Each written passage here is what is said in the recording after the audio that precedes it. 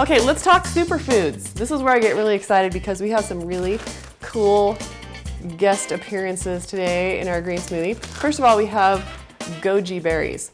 I am growing them in my backyard. You can see a little fledgling plant right after I planted it in my Teaching Kids to Eat Right, my gardening video on YouTube. Check it out. These are one of the greatest power foods of all time.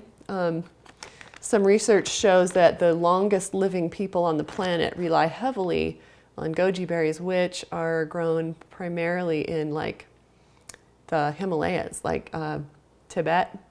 Okay, here in Utah, our climate's very similar, so we can grow them. Toss some goji berries in your green smoothie.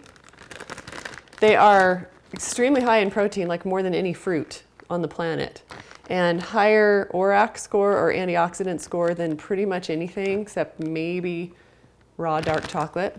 Hey, and speaking of raw dark chocolate, who says you can't have a little chocolate in your green smoothie? If I put some in, I like to kind of put a lot and some fruits that go well with it. Usually I'll put some like pineapple and bananas. That's really good with chocolate. But why don't we just put our antioxidant level through the roof with raw cacao nibs, or in this case, this is powdered raw chocolate. You can get this on Amazon, probably the cheapest. David Wolfe sells it, Nature's First Law. It's pretty expensive. Oh, and by the way, just for fun, why don't we put in this key lime? Okay, it's just peel and all. Okay, the peel is where 90% of the nutrition is. Lots of flavonoids in it. There you go. All right, next what I've got here is nutritional yeast, also known as brewer's yeast. Okay, this is grown on plant sources. There are two ways that I know of for vegans, if you're a vegan raw foodist, to get B12. Everybody's always concerned about people who don't eat red meat getting enough B12. First of all, please let go of that. It's really just not as big of an issue as you might think it is. Your body can store 3 years worth of B12.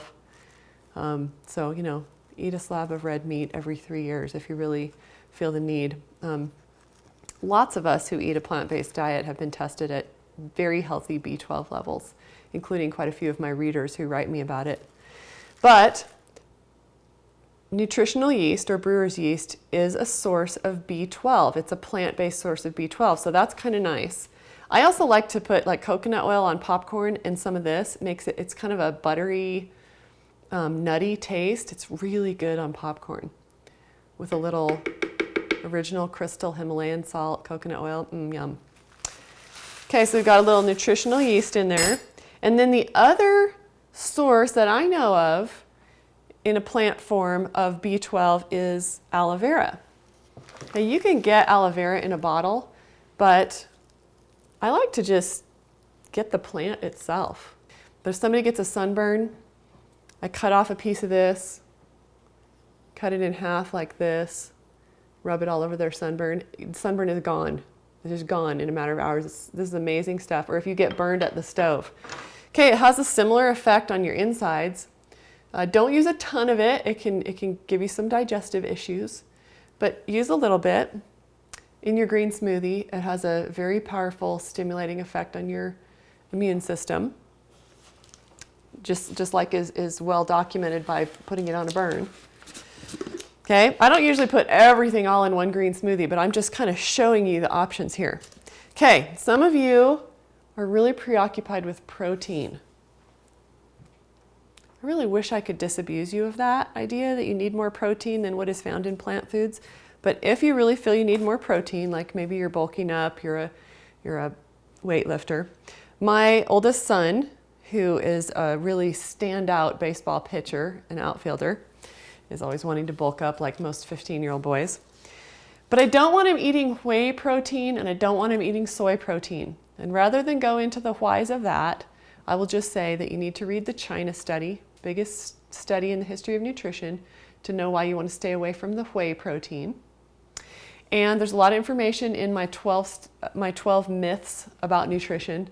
One of them is about why soy really isn't the power food we thought it was. We're getting too much soy. Please don't eat soy protein. If you must eat protein powder, There is a really fantastic one. It's made by Sun Warrior, and go to my website and I link to it. It is more expensive than other protein powders, but please, it really is worth it. And it is made from fermented brown rice. Okay, it's 85% protein, fermented and sprouted. Okay, so this just doesn't really compare to any other grain. The fact that they take the time to sprout means that it has all those enzymes. Then it's dehydrated at a very low temperature. This is really fantastic stuff. Okay, so scoop of protein powder. And you know that your body cannot manufacture the omega fatty acids. You have to get them from outside sources. Probably the best source of that, some people think it's fish oil. I would suggest you stay with flax oil. Okay, put some flax oil in there. The nutrition in greens is absorbed better if there's a little bit of fat in it. Fat helps you absorb minerals better. If you feel like you are mineral deficient, please eat a little bit of fats with your greens. Are you a woman who's losing hair? That is a mineral absorption problem. This is the first thing I would suggest you try. Last but not least, let us put in some of, this is like maybe my favorite ingredient, and it's bee pollen. Okay, there are people who have seasonal allergies may have a little bit of likelihood to be allergic to bee pollen. Okay, I like to get this on Amazon, where the price is really good. It's really fresh and moist, and they collect it from a lot of different geographical areas. So one thing about bee pollen that's so great is that the theory is that it may prevent seasonal allergies. When I started eating raw honey, which has a lot of the same properties, but of course it's very high in calories, my seasonal allergies that I had for 20 years went away. So I don't experience that in the spring and the fall anymore. Bee pollen, though, is super high in protein and it has some fun benefits. One of them is it's going to just rock your energy, okay? And the other one is it's going to rock your sexual energy, okay? It's going to increase your libido, and it can help with some sexual performance issues. Also reduces PMS symptoms. So highly recommend this. Take a couple grains when you first get it and put it on your tongue. See how you do. Next day, try 3 or 4 grains of the pollen. And if you do fine, then work your way up, but just make sure you're not allergic to it before you put it in your green smoothie. Okay, a teaspoon a day of this stuff, and you're gonna get some good loving, all right? So there you go. We're gonna blend it all up, and we've got us a power green smoothie.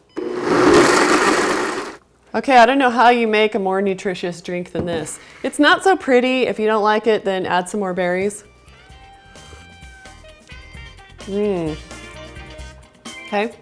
this is green smoothie par excellence. This is maybe the best thing you can do in your day. So take 10 minutes and do it. You don't have to use all those ingredients, but have fun with it. Once you do this, you are officially Green Smoothie 2.0. You've graduated. Congratulations.